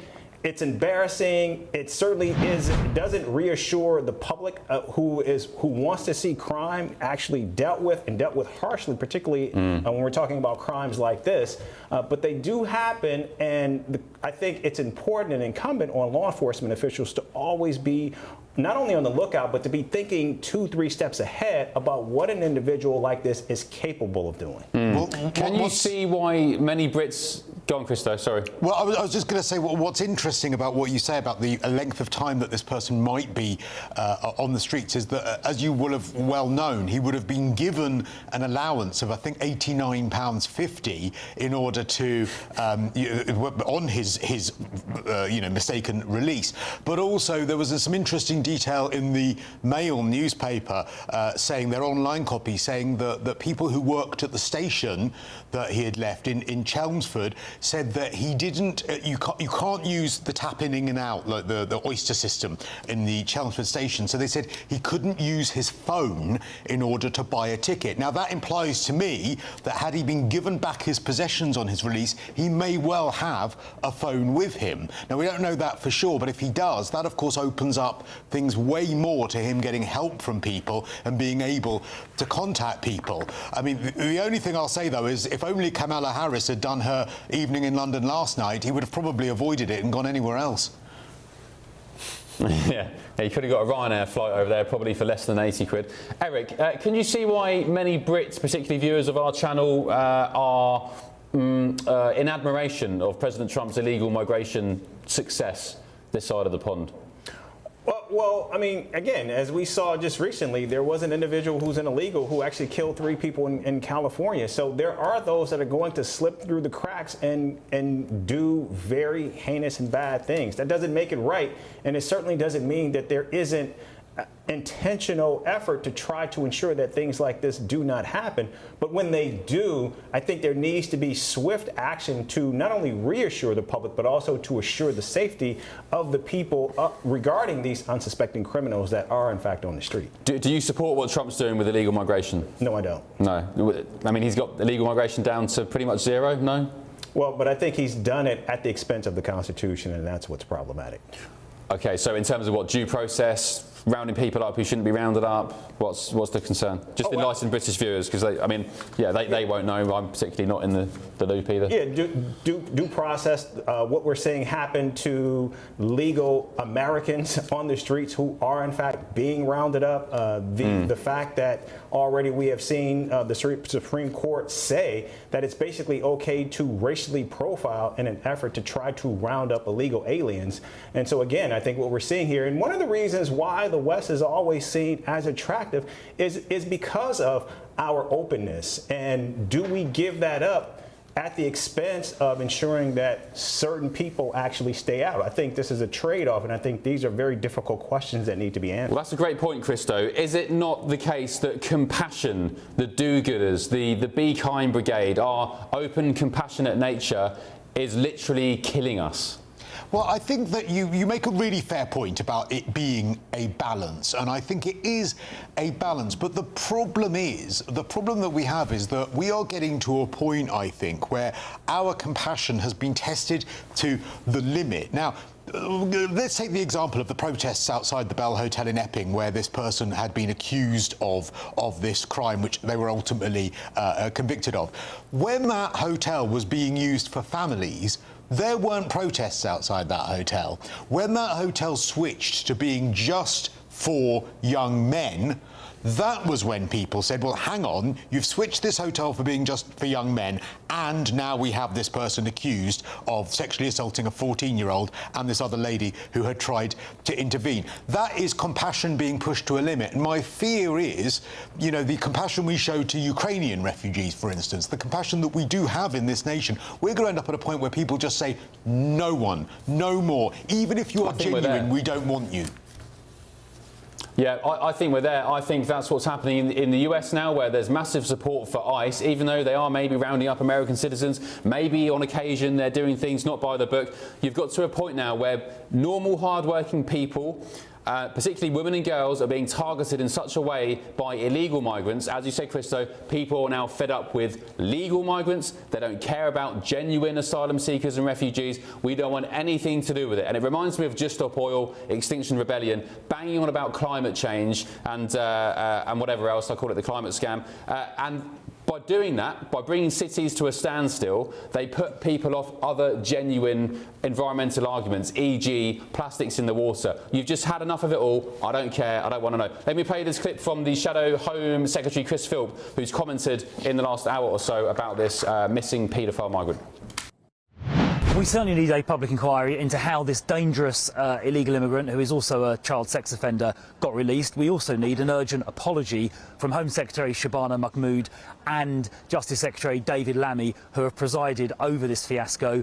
It is an absolute disgrace that this incompetent Labour government has allowed this dangerous man out onto our streets, and this evening he is posing a risk to children around Essex. I think he's right. I think he's absolutely right. We're going to need some kind of inquiry, some kind of due process to understand what on earth has gone on here. How can we have a migrant as high profile as this, who sexually assaulted a 14-year-old girl, convicted on a scheduled flight to get out of here, literally given the keys to freedom, walk out the front door of a prison and end up missing in London overnight? How does that happen? I understand they fired already a prison officer who probably was responsible for the paperwork blunder that has led to this. But there's got to be consequences higher up in the chain. Surely there's a due process that needs to be fixing here. Our prison systems are in a dire strait, as we know. Surely it's time we have a wider discussion about how we're handling these migrants, how quickly we're getting them out, and what on earth we're doing at a local level. Yeah, and Connor, also, surely, forget the paperwork blunder, surely you should know this guy by face. You should know him. He's been the top story for months on end in Britain. You've got your hounds on him. Surely you know. Look, this levels of incompetence just blows my mind. Christo, last word to you. Are you going to be getting your torch in London and your magnifying glass after the show? I'm going to be roaming the streets, Ben. I'll be out there myself, like a one-man search party. You should probably have more faith in me than you do in the Met Police at the moment. Though, I mean, I think that what we should do is we should put the rumour out there that he's misgendered someone. Then they will be all over him. Good man. Christo Fufas, thank you for your time. Good luck in the search. Let us know if you find him. Thank you, Christo. gbnews.com/your say. Still ahead on The Late Show Live, President Trump gets a fresh new Time magazine cover as he slams the last one as super bad. That's all right, isn't it? That looks a bit better. We'll show you the previous version shortly. He wasn't very happy with the photo. Also tonight, here's a story. America's jobs and growth are at stake.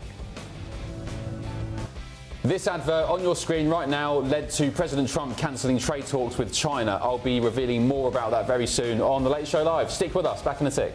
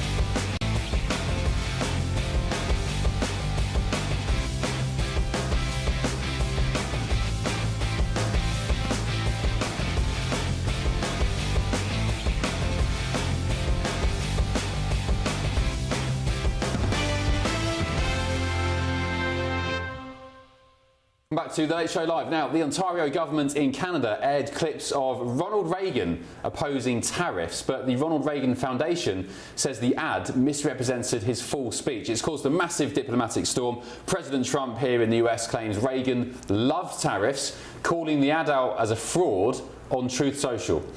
Let's get more with Andrew Hale, the Senior Policy Analyst at the Thomas A. Rowe Institute for Economic Policy Studies. Andrew, welcome along. I think we've got the clip somewhere, if we can get it ready to play.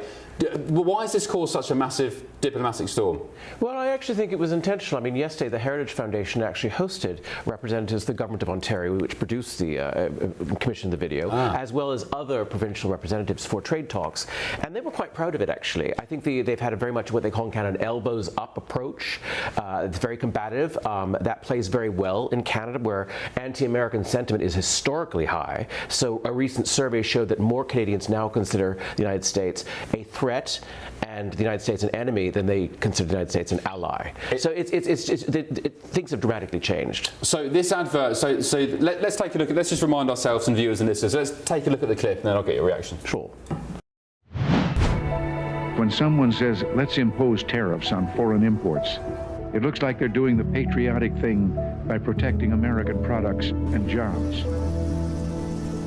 And sometimes for a short while it works, but only for a short time. But over the long run, such trade barriers hurt every American worker and consumer. America's jobs and growth are at stake. Video. So, Andrew, President Trump says absolutely misrepresented Ronald Reagan. So does the Reagan Foundation, saying that Trump said he loved tariffs. Has the Ontario authorities got anything to answer their case?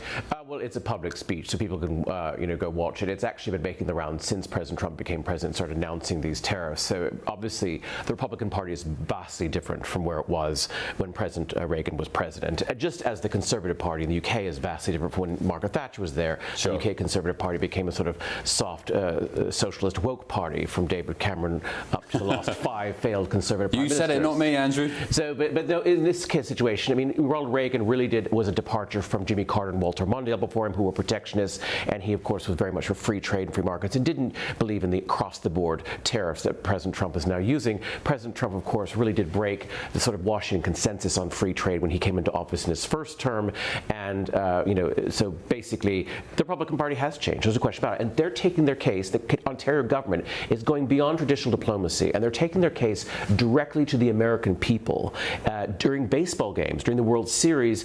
And I think President Trump is offended, and I think he's threatened by it, because it's showing the American public where the Republican Party has been and where they are now. Hang on, so this advert from Canada is being shown in US sports games? They paid over, I was told today, $85 million to have it shown at peak times during American sporting events, particularly in baseball. America. And they've announced today that they're still going to show this over the weekend, and then from Monday they're going to stop doing it so that the trade negotiations can continue.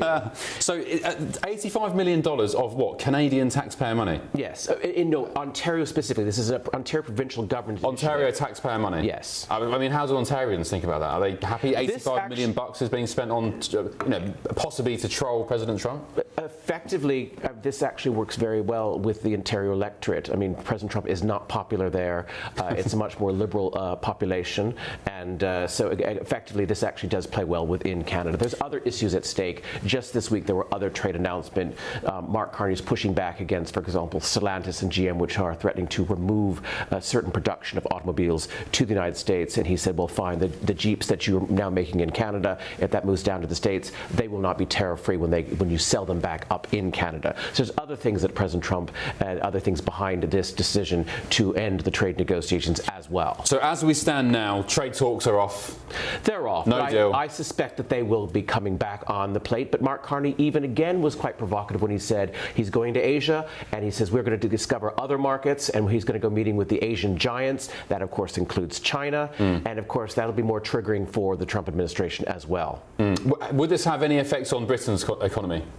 This lack of a trade deal between the US and Canada? Well, I think Britain was very successful in getting a tariff agreement with their framework document. 15%.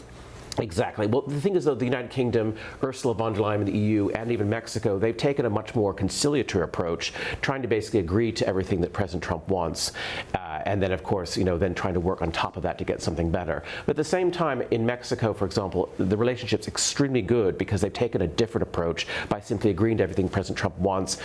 Claudia Sheinbaum has become the national security president. Troops the border. Homicides are down 46% in Mexico. She's even promised to put the same tariffs on China that the United States has. Canada has taken a very different, more combative approach, and we've seen the evidence of that today. Okay, slightly different topic. You may not want to comment on it, but the inflation data was released today, slightly below expectations. Pretty good when it comes to hoping the Fed lower interest rates in, 3 or 4 days.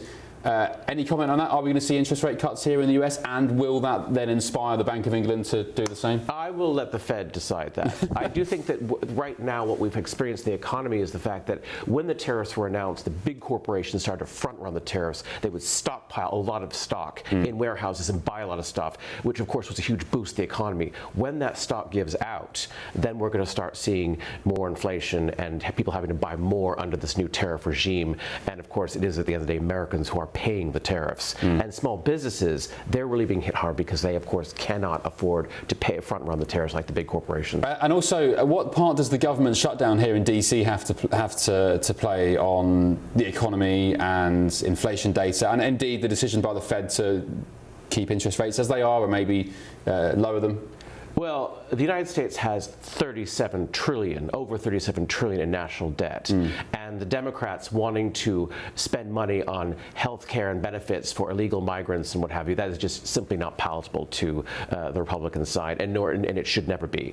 We have to seriously get a grip on the 37 trillion because no amount of tariffs are going to help us pay that off. We have to stop spending. And constantly increasing the debt ceiling, that is simply kicking the tin down the road to when we actually have a collapse of our bond market, and I don't think President Trump wants his own Liz Truss moment. No, indeed. Nobody wants a Liz Truss moment, not least Liz Truss, although I do argue she was stitched up. Thank you very much. Appreciate your time. Thank you for coming in, Andrew. Thank you, Ben. Yeah, indeed. Today, the inflation data in the United States was lower than expectations, so inflation only by 0.1%, but analysts over here, this side of the pond, are saying, right, well, when the Fed meet in a couple of days, or at least announce the next interest rate decision, hopefully we should get a 25%, maybe in a 50 bips reduction. How will the Bank of England react to that as well next time they meet? It could be that we see the end of quantitative easing. Right, still ahead on The Late Show Live, President Trump mocked his last Time magazine cover as super bad, but now he's bagged a brand new one. Here he is on the new edition of Time magazine. His last picture wasn't that bad. We'll show you it, but he wasn't happy with it himself. Another sign the former president still dominates on the world stage, of course, and the headlines. But here's a story just for you. Kamala Harris was in London last night, but something was on her mind. So much so that she spent 45 long minutes talking about it. Any guesses? You were always on my mind. The consequences of him ever being president again are brutally serious. You were always on my mind. Kamala, you're fired. Get out of here.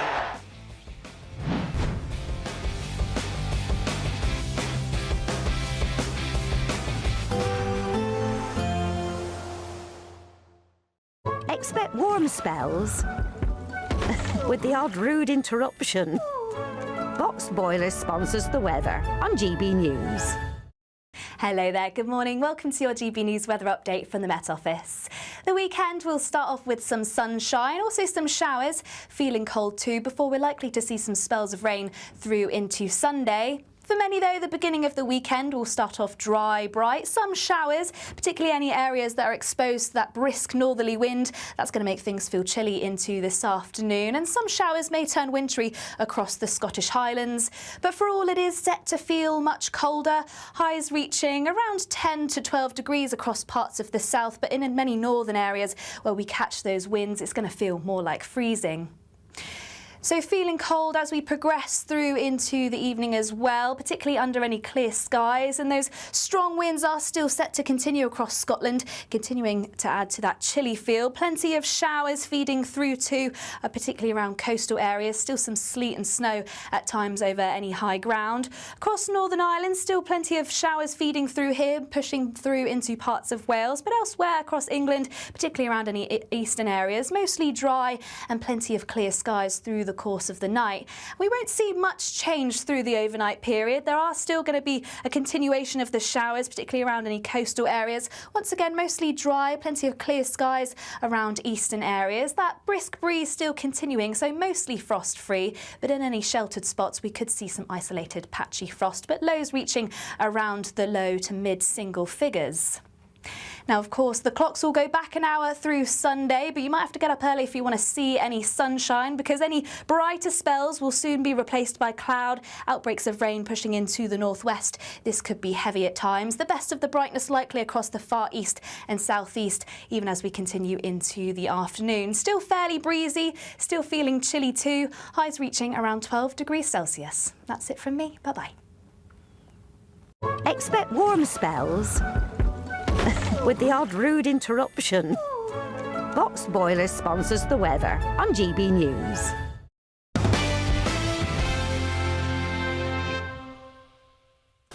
Hello, welcome back to the Late Show Live with me, Ben Leo. Let's take a look at some of the newspaper front pages hitting the shelves in Blighty tomorrow. Starting with the Daily Mail, great headline, plunder that beggars belief. You hit the nail on the head, my friends. Their words describing the mistaken release of the Epping Asylum hotel attacker as the latest catastrophe for Starmer's government. Easy for me to say. Let's move on to the Telegraph. There's a similar front page. They report that police are scrambling to track down the Epping migrant, the paedophile who is on the loose. In Britain, let's hope MI5 and the spooks are on the case as well. And The Sun, a picture of the man himself, Hadush Kabatu, is on the front page. The Sun says after the one-in, one-out fiasco, it's now one out by mistake. The Mirror lead on a different story, reporting that Prince Andrew may give up his 30-room Royal Lodge mansion, with the King's team stepping up attempts to get him out. It will probably cost the King a couple of million quid. I don't know who's going to pay for that or where the money's coming from. And over here in the United States, the Washington Post lead with the Pentagon signalling a major expansion of its military campaign against narco-terrorists from Latin America. Let me know your thoughts, gbnews.com/your say. Christo Foufas is still with us live from London. Christo, any update on the paedophile missing migrant?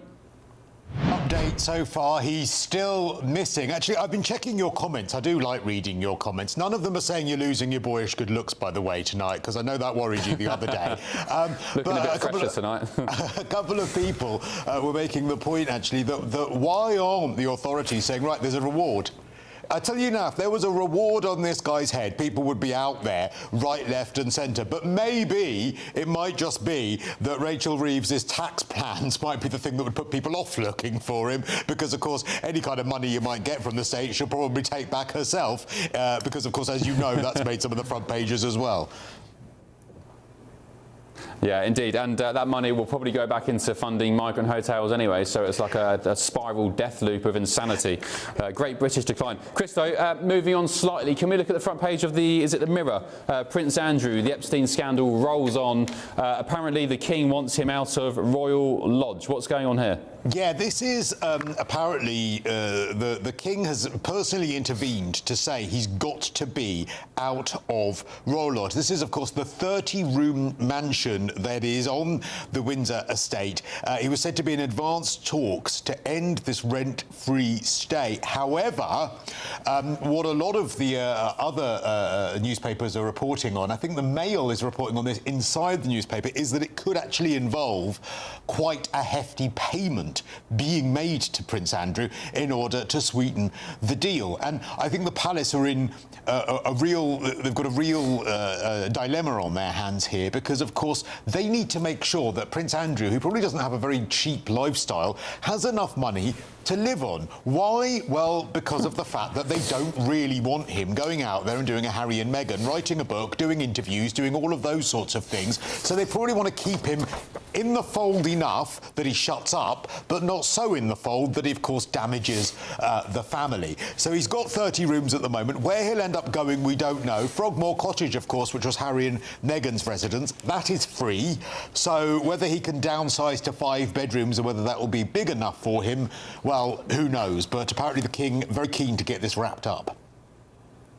Well, I think he was offered Frogmore in recent years, and he said absolutely not. I'd rather rattle around my 30-bedroom falling down mansion, thank you very much, paying a peppercorn rent. There were concerns, Christo, on a serious note. I spoke to Charlotte Griffiths, the editor-at-large of the Mail on Sunday, a couple of nights ago, and I asked her about Prince Andrew, what he's doing now, maybe is he feeling the pressure, and also whether the King and indeed the likes of William and Harry were rallying around him. You can imagine the answer to that. But she did raise a very serious point, which was that she understands from high-level sources that Prince Andrew is suffering quite mentally at the moment. He's got a lot of stress. He's being urged to come to America, to Congress, to testify in the Jeffrey Epstein investigation in the House Oversight Committee. He's not being subpoenaed, so he's not being forced to, but there are big calls for him to travel to America. He's getting flack back home in Britain. He's getting flack all around the world. And Charlotte was saying, you know, let's just be wary of the pressure on Andrew at the moment. Do you feel any sympathy for Prince Andrew? I feel he's a wrong 'un. I think he is, from everyone I know, he is not a particularly nice man, an arrogant man. But we should remember, and I think it is a fair point to make, he's never been convicted of a crime. He is clearly someone who has not told the truth. He is clearly someone with an incredible amount of arrogance and complete and utter misjudgment. But let's not forget as well, he's been so pampered his entire life. He's never had to have the kind of judgment that you and I would have to not be friends with a paedophile, because, you know, that would be moronic. He is always going to be the King's brother. Always. And we should remember that. And whatever we might think of him on a personal level, they are a family, and he is a member of that family. And until he is actually convicted of a crime, and that day may never come, we do have the sort of principle of innocent until proven guilty. Now, should that mean that the royals and the public finance him to live in an incredibly large home? Well, no. But should it mean that he is sort of cast out by the family, never to be seen again? Well, I think that probably would be a step too far, and it would be disadvantageous on both sides. Yeah, well said, Christo. I'm going to bring my panel in now. Eric Ham, the political strategist or analyst. Analyst or strategist, Eric? Both. Let's have both. Okay. Yeah? We'll do both tonight. Smorgasbord is Friday. Give you a promotion. And the Daily Telegraph's Washington, D.C. correspondent, Connor Stringer. I want to talk about the front page of the Washington Post, Christo, and panel, which is leading with the Pentagon signalling a major expansion of its military campaign against Latin America narco-terrorists, which they call transnational criminal organisations. This basically comes off the back of, Christo, the Trump administration blowing drug boats out of the water in the Caribbean, many, many miles off the coast of America, in fact nowhere near America. But their argument is, look, we're just going to blow these terrorists, these drug traffickers into smithereens, into red mist before they even come close to land. Eric Ham, what is the controversy about what the administration is doing on this front? Well, the controversy behind this is the fact that, one, this is happening in international waters, not in U.S. waters. So where the president and the defense secretary are saying that these are drug smugglers who are bringing drugs into the United States, well, they're not even in U.S. waters. So how do we know, in fact, where they're going? Secondly, the fact that there were two actual survivors of these bombings who were actually repatriated back to their respective countries. Well, that blows the president's argument out of the water, no pun intended, that now he's saying that these are drug traffickers who we should be treating as terrorists.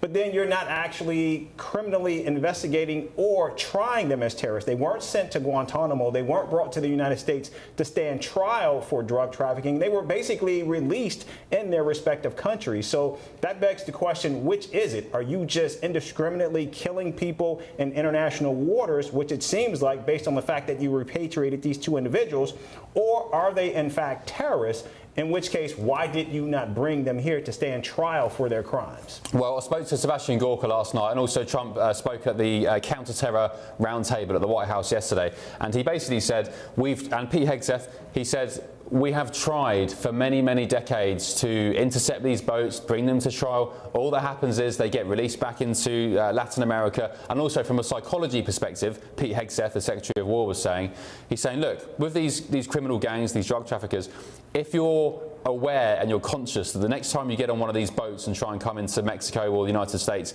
with pounds and pounds worth of cocaine or fentanyl, whatever it may be, you have the knowledge now that you're going to be blown into smithereens. So there's going to be fewer people who are more willing to do that trip. Connor, what do you make of this as a Brit, seeing Trump just blow boats apart in the Caribbean Sea? I mean, it's extraordinary, isn't it? The kind of power that I'm sure many prime ministers maybe wish they kind of have. I actually think it's fascinating how this links back to immigration as well, and what the administration could be doing here. There's a very archaic, old 17th century law called the Aliens Act, which requires the administration to go to war with the country to allow them to basically deport their citizens en masse as and when then plead without due process. That's an element of this that not a lot of people are talking about, and how it could be used as a tool to further carry out Donald Trump's quite impressive immigration campaign.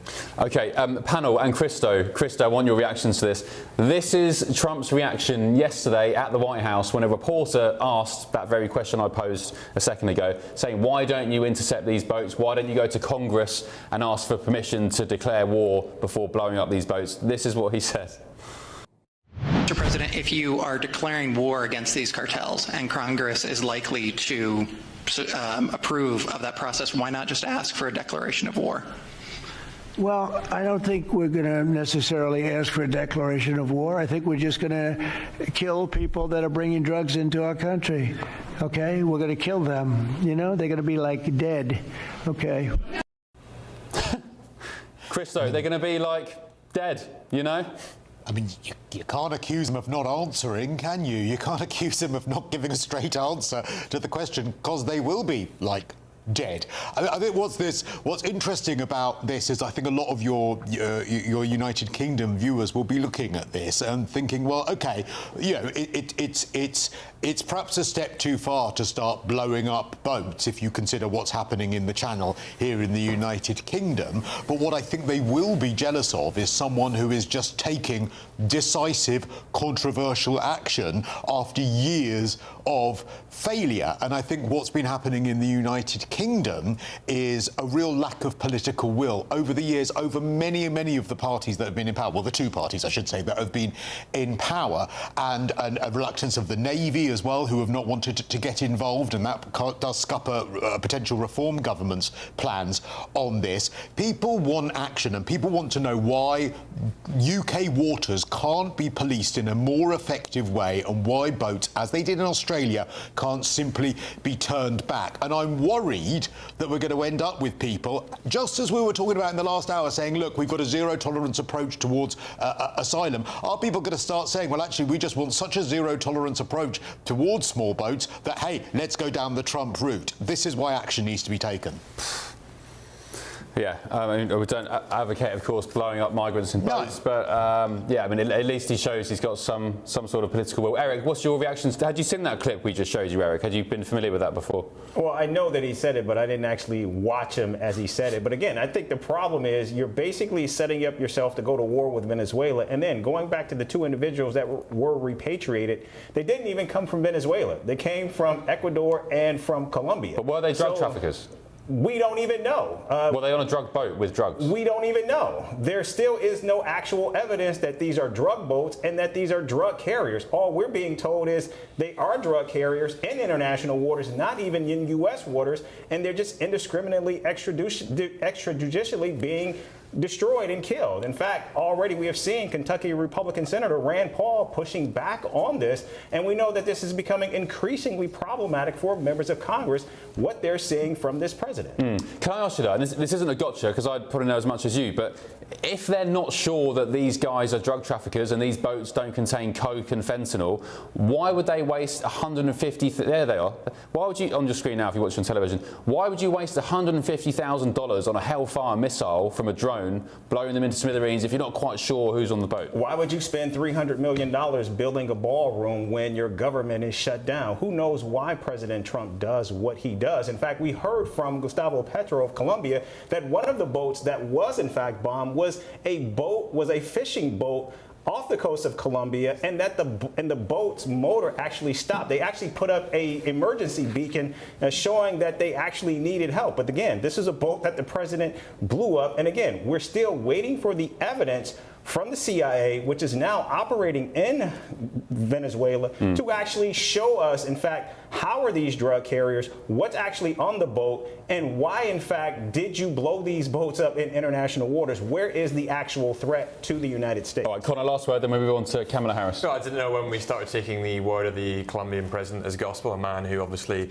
oversees a very large drug exportation, drug trafficking cartels over there, and has long been accused of being in cahoots with them. I haven't seen any of those videos. We're calling Petro a drug king? I said no, really? And I said he has allegations of being in cahoots with some of these cartels. Trump himself has actually accused of him of being just that. Oh, we're going to take Donald Trump's word on this? Oh. Well, he's your president, Eric. Surely, come on. Who do you trust and put more faith in? President Trump or some thugs in Latin America? Someone who has been convicted of fraud and who is known to perennially lie. Okay, convicted of fraud for a case in New York where the banks themselves said they weren't that bothered about it. Also, you could argue it was politically motivated with the Soros-funded DA. Or a nation of laws. Okay, fine. He's a fraudster. Don't matter. Okay, let's say he's a fraudster. Is being a fraudster worse than being a cocaine pusher, trafficker, dictator of a South American country? What's worse? So now we're weighing crime versus crime. Well, yeah. I mean, being a fraudster is a lot worse than being a coke trafficker, surely. Oh, okay, great. Well, then no, you don't agree. You could be a fraudster. Hey, we certainly allow that. I mean, let's get rid of the fact that we're a nation of laws. But that's right, Donald Trump. Well, just for the record, I don't think President Trump is a fraudster. I think that New York case was a Democrat-pushed piece of law. Well, of course you don't, but here in the United States, a law is a law is a law, and that is why we have built ourselves as a nation of laws, because laws actually mean something, and that's why you have a system where you have the judiciary and actually where you have juries that actually listen to the evidence and then they actually make a decision, and that's what played out. Yeah, and I guess that's why Letitia James, the prosecutor who went after Trump in that case, is now going through her own due process for fraud. Funny how the table. Which is why that, much like the James Comey case, will likely be thrown out, because as we are seeing, the lawyer who has brought this case before both of them is in jeopardy of actually being thrown out because she was illegally placed in that position. And of course, we know that many of the U.S. attorneys would not even bring this case. But again, Donald Trump finally got his person who actually wanted to do it. Can I just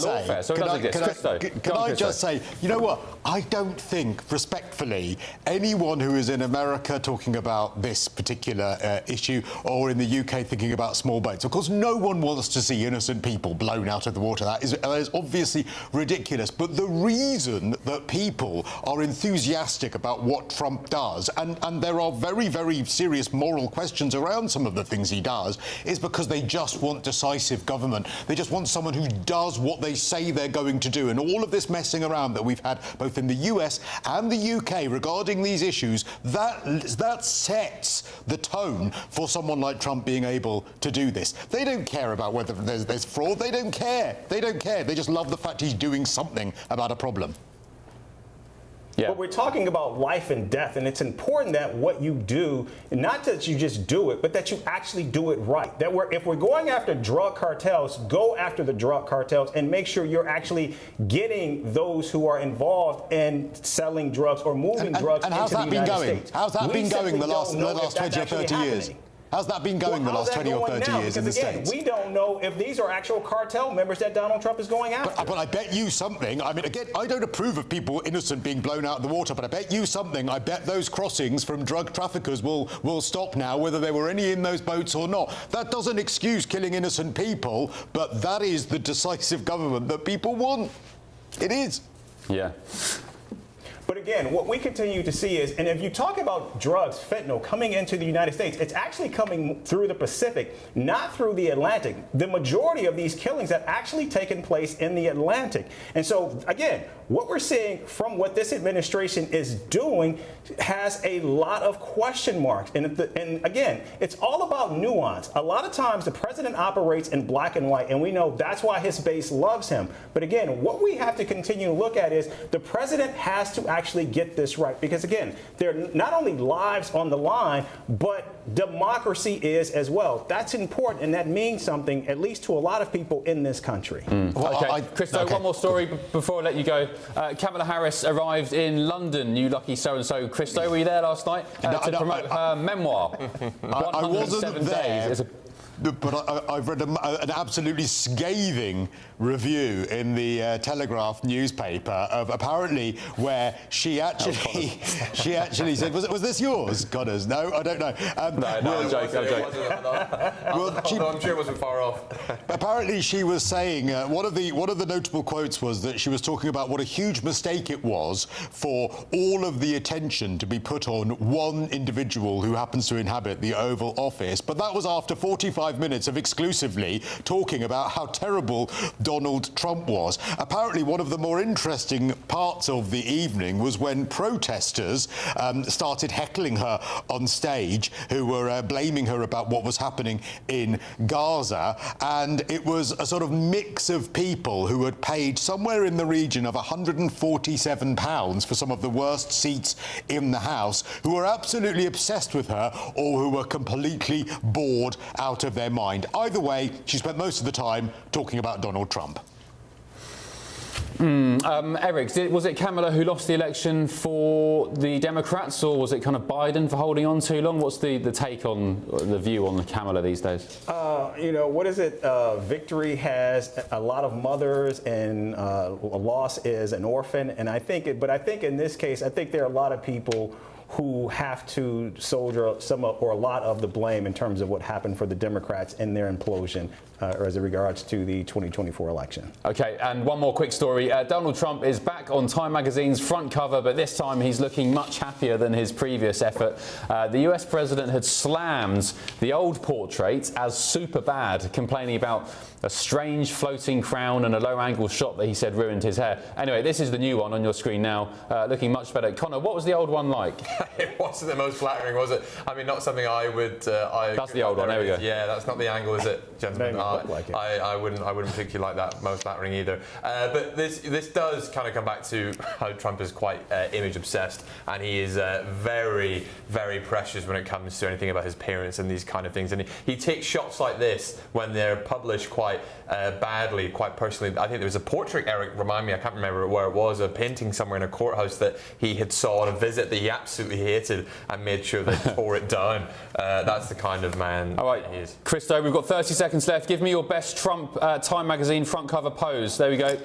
Recreate it. I want to see it. Do I look presidential? Do I? I mean, I love the fact... You look like a queen, Christo. I'll give you that. Bless you. Royalty, I know you mean. But I love the fact that he mentioned his hair when he was slagging off the last one. And in this one, he's got the most beautiful full head of hair. You can't knock him. Thank you for your company tonight. Really appreciate it. And you viewers at home, I'll see you again tomorrow night for my second to last show of the week. Thank you to Connor and to Eric as well. Sweet dreams. I'll see you tomorrow night. Good night. Oh, we've got 20 more seconds left. Let's do some of your saves very quickly. Linda, you said, where are we? Eric, we should have known he would be a voice of dissension and carry the lies of the Democrats. Linda, that's a bit harsh. Eric's been quite moderate tonight. Sad state of affairs said, what was Kamala drinking last night? Was it the usual? And Stuart, you said Americans know exactly how many drugs are coming into their country. There we go. 20 seconds. See you tomorrow night. Sweet dreams.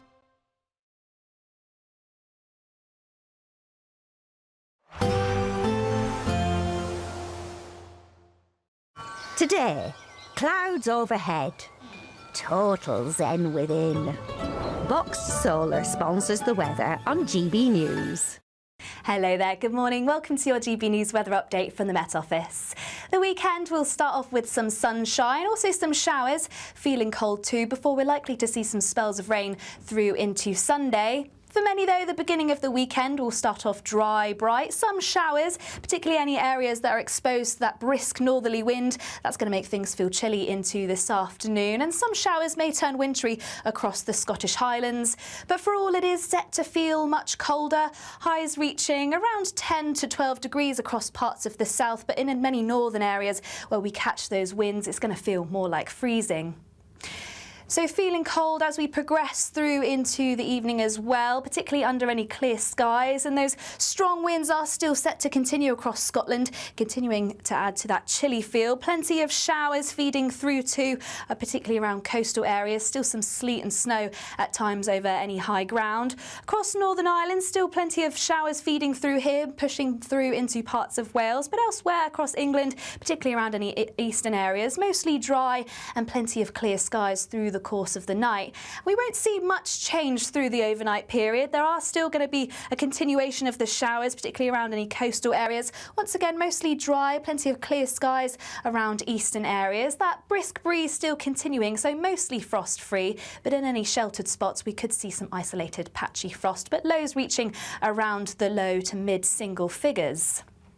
Now, of course, the clocks will go back an hour through Sunday, but you might have to get up early if you want to see any sunshine, because any brighter spells will soon be replaced by cloud, outbreaks of rain pushing into the northwest. This could be heavy at times. The best of the brightness likely across the far east and southeast, even as we continue into the afternoon. Still fairly breezy, still feeling chilly too, highs reaching around 12 degrees Celsius. That's it from me. Bye-bye.